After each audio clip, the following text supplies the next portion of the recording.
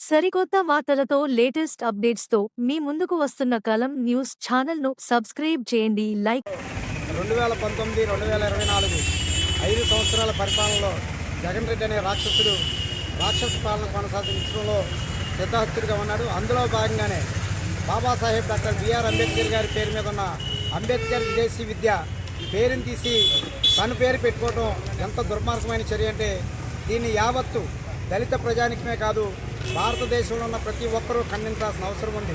ఎందుకంటే 2014-19లో నారా చంద్రబాబు నాయుడు గారు నవ్యాంధ్రప్రదేశ్ తొలి ముఖ్యమంత్రిగా ఉన్నప్పుడు ఆయన దళిత పేదలు నిరుపేదలు ఉన్నారు, వాళ్ళు చదువుకునే స్కిల్ ఉన్న వాళ్ళు విద్యార్థులు ఉన్నారు, వారిని ప్రోత్సహించి విదేశాలు పంపాలంటే నిజంగా మాకు డబ్బులు లేని పరిస్థితి.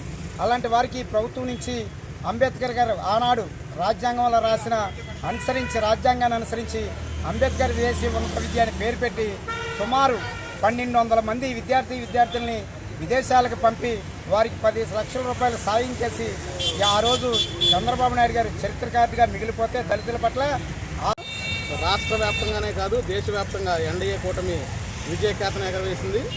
ఇది ఆంధ్రప్రదేశ్లో జగన్ రెడ్డి నిరంకుశ పాలనకు చెంపపెట్టులాగా మేము అభివర్ణిస్తున్నాం.